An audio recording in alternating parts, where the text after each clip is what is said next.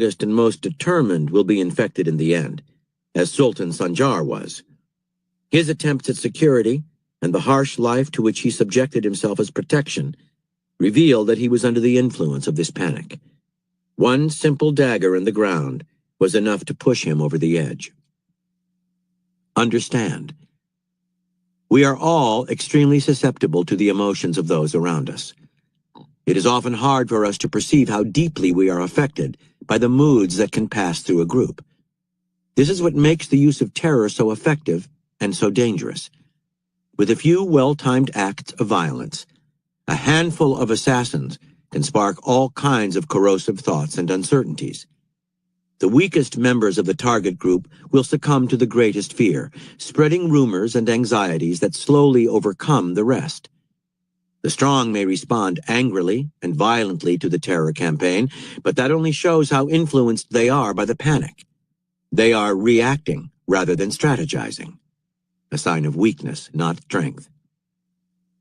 In normal circumstances, individuals who become frightened in some way can often regain their mental balance over time, especially when they are around others who are calm. But this is almost impossible within a panicked group. As the public's imagination runs wild, the assassins become something much larger, seeming omnipotent and omnipresent. As Hassan proved, a handful of terrorists can hold an entire empire hostage with a few well-calibrated blows against the group's psyche. And once the group's leader succumbed to the emotional pull, whether by surrendering or launching an unstrategic counterattack, the success of the terror campaign is complete.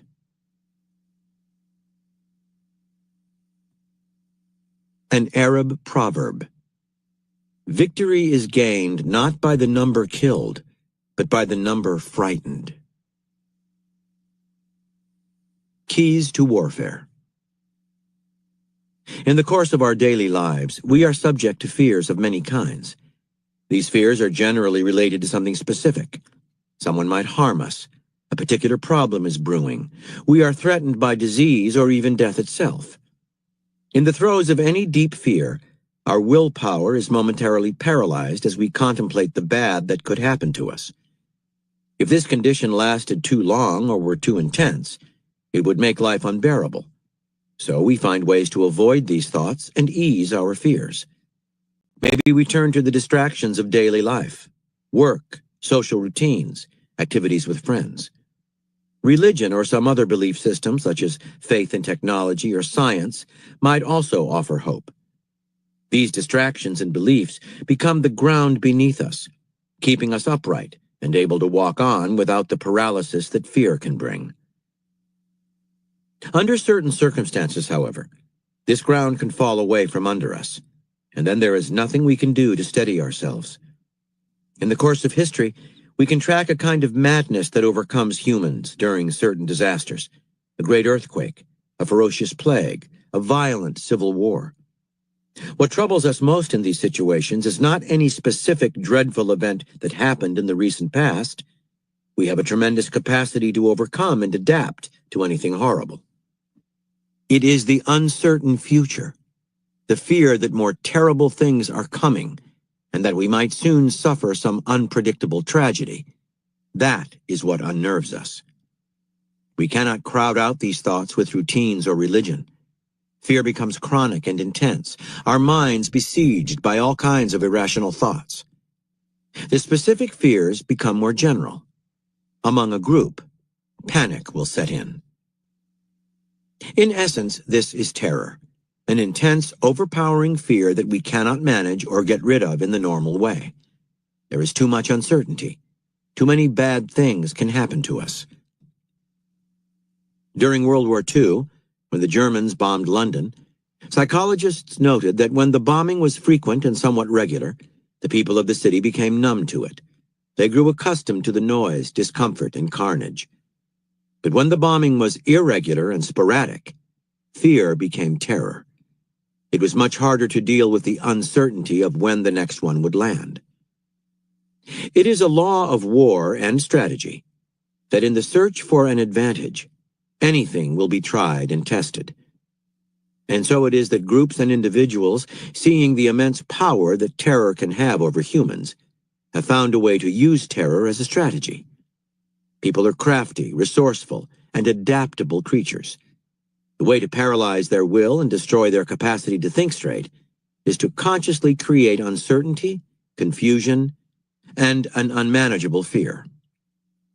Such strategic terror can take the form of exemplary acts of destruction. The masters of this art were the Mongols. They would level a few cities here and there in as horrible a manner as possible. The terrifying legend of the Mongol horde spread quickly. At its very approach to a city, panic would ensue as the inhabitants could only imagine the worst. More often than not, the city would surrender without a fight, the Mongols' goal all along. A relatively small army far from home, they could not afford long sieges or protracted wars. This strategic terror can also be used for political purposes, to hold a group or nation together. In 1792, the French Revolution was spinning out of control. Foreign armies were on the verge of invading France. The country was hopelessly factionalized. The radicals, led by Robespierre, confronted this threat by initiating a war against the moderates, the Reign of Terror. Accused of counter-revolution, thousands were sent to the guillotine. No one knew who would be next. Although the radicals were relatively small in number, by creating such uncertainty and fear, they were able to paralyze their opponent's will. Paradoxically, the Reign of Terror, which gives us the first recorded instance of the use of the words terrorism and terrorist, produced a degree of stability. Although terror as a strategy can be employed by large armies and indeed whole states, it is most effectively practiced by those small in number. The reason is simple. The use of terror usually requires a willingness to kill innocent civilians in the name of a greater good and for a strategic purpose. For centuries, with a few notable exceptions such as the Mongols, military leaders were unwilling to go so far. Meanwhile, a state that inflicted mass terror on its own populace would unleash demons and create a chaos it might find hard to control. But small groups have no such problems. Being so few in number, they cannot hope to wage a conventional war or even a guerrilla campaign.